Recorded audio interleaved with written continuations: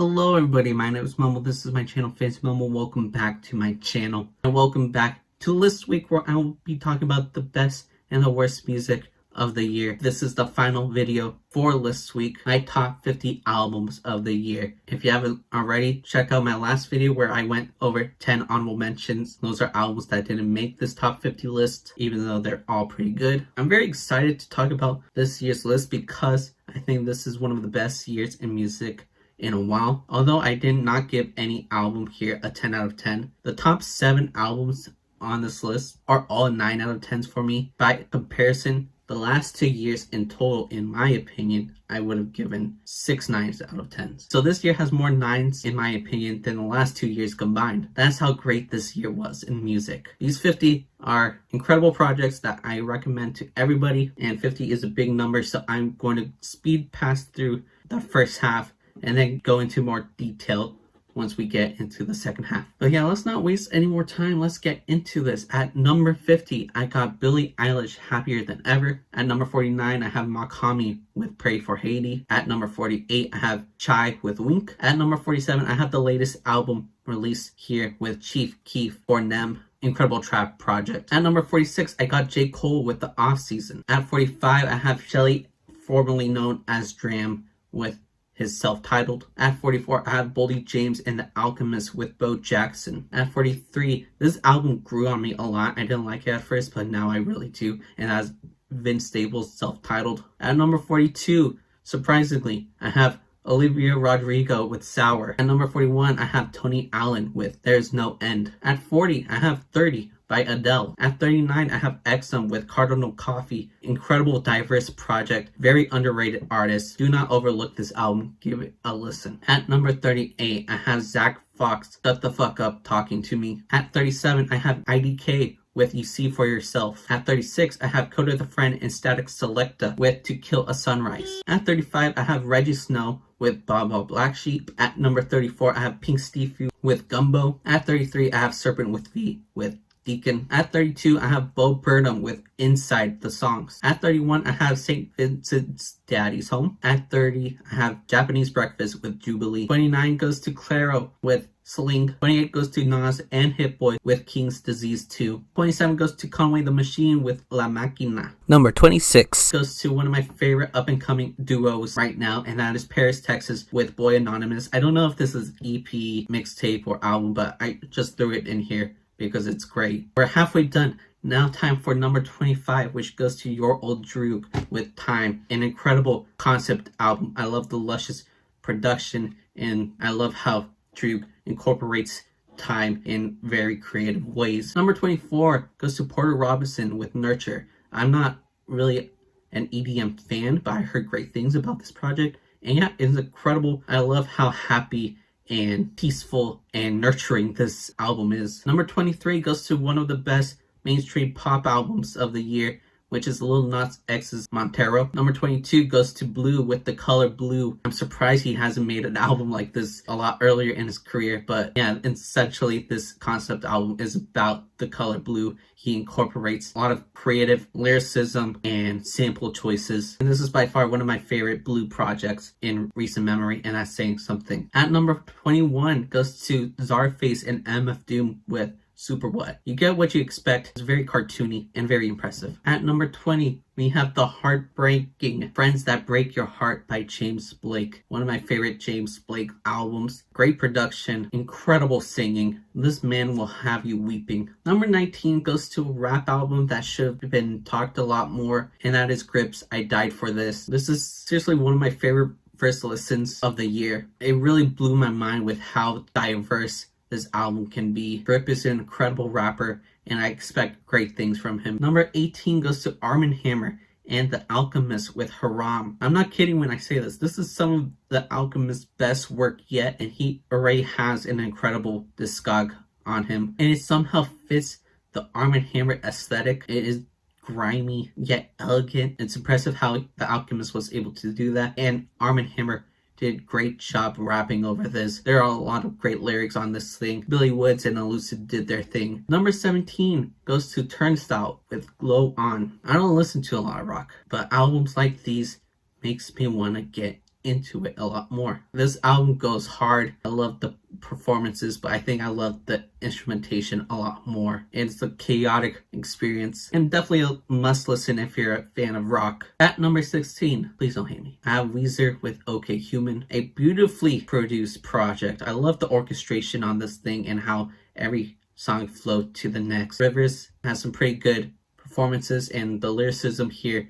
is top notch. So yeah, I have a Weezer album on the list. Please don't exit the video. At number 15, I'm gonna give it to Slow Tie with Tyron, a creative double disc album filled with bangers on the first disc and moody, vulnerable tracks on the second disc. We get both sides to the mind of Slow Tie, and he performs his heart out on both discs. This might even top his debut album, and that project is incredible as well. Number 14 goes to McKinley Dixon with For My Mama and Whoever Looked Like Her. Shout out to Mike the Snare for this one. I watched a couple of his videos recently where he talked about this album and he absolutely loves it, so I decided to give it a listen and I absolutely love it. I love jazz rap. If you're also a fan of jazz rap or Kendrick Lamar, give this a listen. It'll surprise you. Number 13 goes to JPEG Mafia with LP. He continues to push his sound even more with every project he produces. Although this isn't my favorite project from him, there are a lot of incredible songs on here, and this is definitely one of the best experimental projects of the year. The online version is great, offline is incredible. Number 12 goes to Black Country New Road for the first time. I think it's considered post-punk. This is something I usually don't seek out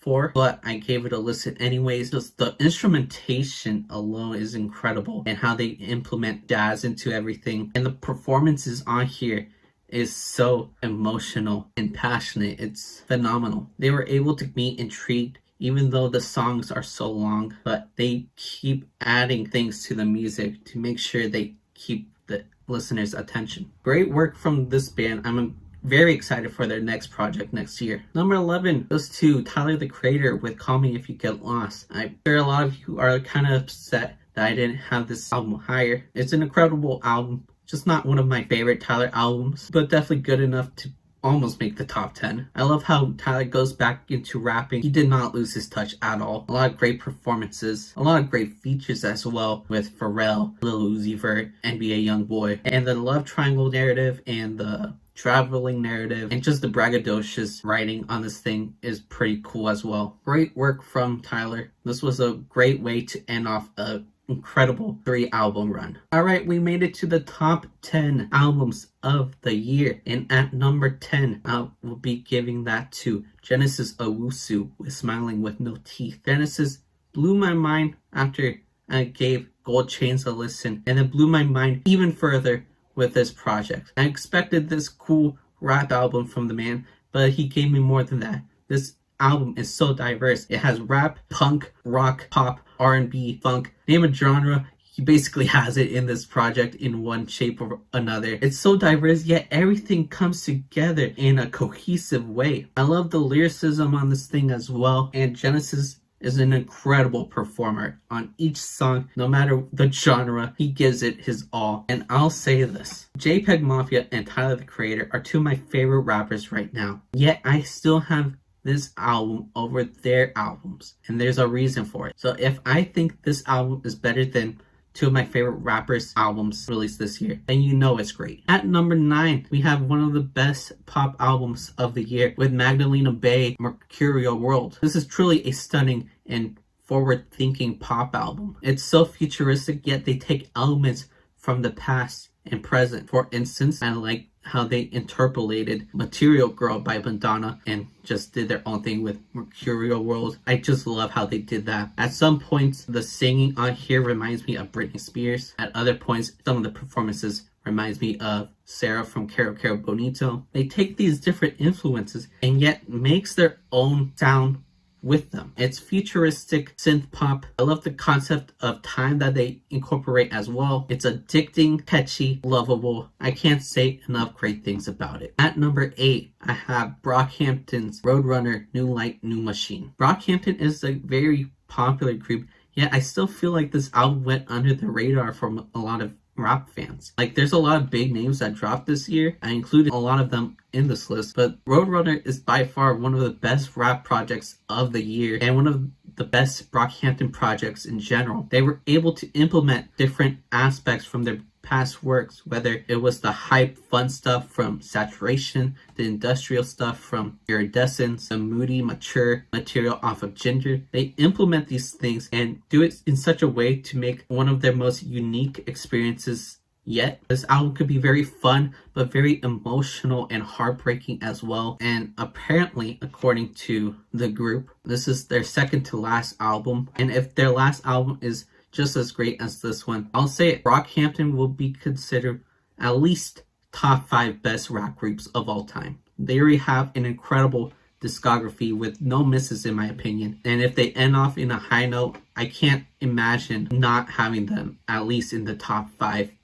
rap groups of all time. We're at number 7, and at number 7 it is Kanye West's Donda. This is the best solo Kanye album since The Life of Pablo, although it is a very long project and I don't like long albums at all. It somehow is able to keep my interest for the entire listening experience. It is filled with incredible bangers like Off the Grid and some very vulnerable moments. Kanye touches upon a lot of different topics like his religion, possibly losing his family, and probably the most touching theme that is spread throughout the entire album is the loss of his mother. This is the first time in Kanye's music where he goes into detail on how he feels about losing his mother, and this makes for one of the most emotional Kanye albums to date. There's some of my favorite Kanye songs on here, some of his best performances. This is one of the best projects of the year. At number 6, I've got Injury Reserve with By the Time I Get to Phoenix. This is one of the most heart-wrenching experiences you will ever encounter in album form. If you don't know who Injury Reserve are, they are a rap trio consisting of producer Parker and the rappers Richie with a T and Steppa J Groggs. And unfortunately, Groggs passed away last year, which really hurt me because I am a huge Injury Reserve fan and I expected a lot of great things from them in the future. So knowing that Groggs is no longer with us is very saddening. It really messed me up last year, and I honestly thought their self-titled would be their last project, but they made most of this album with Groggs alive and just continued his spirit after he left us and dedicated this album to Groggs. And yeah, this is so emotional and different for sure. Like, this is by far the most experimental album they've done yet. I think Parker's production matches well with the depressing vocals from Richie. Richie's performances is some of his best ever. It's a beautiful album presented in a very haunting way. It's definitely not for everybody. If you've never listened to an Injury Reserve album, I don't recommend this as your first listen, but yeah, this might be their best work yet. Rest in peace, Groggs. We'll all miss you. Number 5, I have Backxwash with I Lie Here Buried With My Rings and My Dresses. I never really planned on listening to Backxwash because, not gonna lie, she kind of scares me, but I accidentally listened to the title track from this album and I was blown away. After listening to it, I had to give this album a listen, and it is incredible. Not for everybody, but it is incredible. The way she incorporates horrorcore rap with metal is insane. Backxwash's performances is incredible. Her rapping is top notch, better than your favorite rapper. And the lyricism is so depressing. It reminds me of Danny Brown's Atrocity Exhibition, because Backxwash is basically telling us the horrible way she copes with her feelings, and it just makes me want to give her a hug because I just want the best for her. And yeah, I'm a new fan, even though I was scared to try out her music. I'm a fan now. I love it. Number 4 goes to Si Tan Gana with El Madrileño. This is a Latin pop rap album that does a phenomenal job at mixing traditional Latin music with modern and at points futuristic music. There's some very forward-thinking production on here. I think Si Tan Gana does a great job on every track, and I think the choice of features here is very smart, because not gonna lie, Si Tan Gana is not the best singer, and I think he even knows that. So he incorporates these features that not only are better singers, but some of them are older artists, more traditional artists in their respective fields. He implements them so they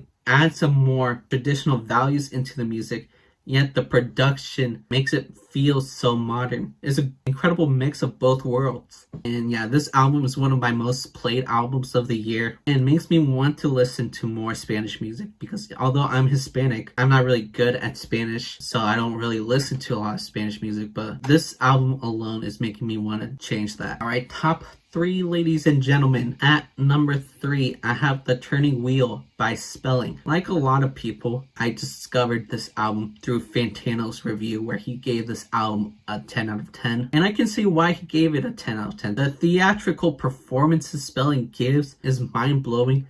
The instrumentals, you can tell, were made with so much care and so much detail. I feel like every word said, every instrument played, every note sung had a purpose. Every single thing done in this album had a purpose to it, and it makes for one of the most incredible listens you'll ever hear. It is an incredible experience going through this album, and yeah, I'm very impressed with how this album turned out. Okay, number 2 is my favorite rap album of the year, and it goes to Lil Sims with Sometimes I Might Be Introvert. I remember when Introvert, the first single to this album, was released, I did a little blog post on Indie Punk, check out Indie Punk, where I talked about how Introvert was my favorite song of that month, and that if her next album is as incredible as Introvert, Lil Sims will have one of the best albums of the year. And turns out I was right. I predicted that, because Sometimes I Might Be Introvert is so good. The instrumentals on this thing is so classy and theatrical and grand. By far one of the most epic albums of the year.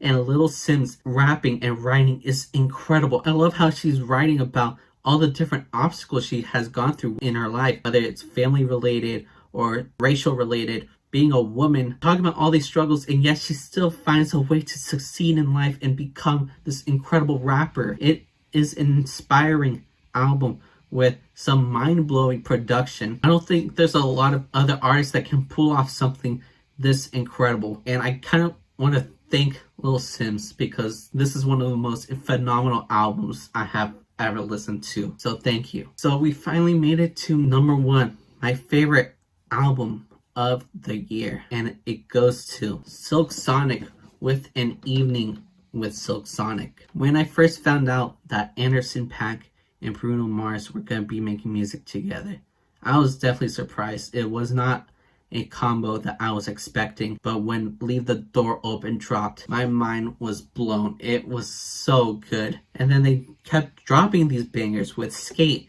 and Smoking Out the Window. They could not miss. And then when they finally dropped their album, each song hit. There was no misses. They were all hits. The album is filled with so much character, so much charisma, so much swagger. Anderson .Paak's personality shines through like his teeth. Bruno Mars singing is incredible as always. I love how they tackled the theme of love in all these different perspectives. They talked about being in love, being with someone you love, not being with someone you love, learning that you don't really like that person and they're just using you. And of course, I love the instrumentation all over this album. The 80s aesthetic, although it feels kind of like they're cosplaying this aesthetic, they just do it so well, and I don't think any other artist could do what they did with so much authenticity. Yeah, this might be surprising because this isn't the most conceptual album or the most deepest, but it's definitely the most fun album I have listened to this year.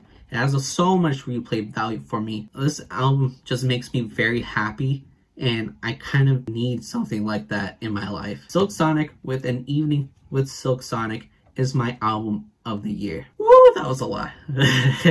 Okay, I think I'm done here. Thank you guys for watching. If you liked the video, makes sense, right? Comment down below, what is your favorite album of the year? Please let me know. If you like music related content, please subscribe, since that is what I do here. I have a playlist for this week. If somehow you didn't watch my other videos, you can check out that playlist. I also have a playlist for my top 50 songs of the year that you can check out. Links are all in the description. Thank you guys for an incredible year. I know I didn't post a lot, but it's always fun talking about my opinions on music with you guys, and any support you give, I appreciate it a lot. And yeah, I'm done here, so thank you guys for watching. I love you guys. Goodbye.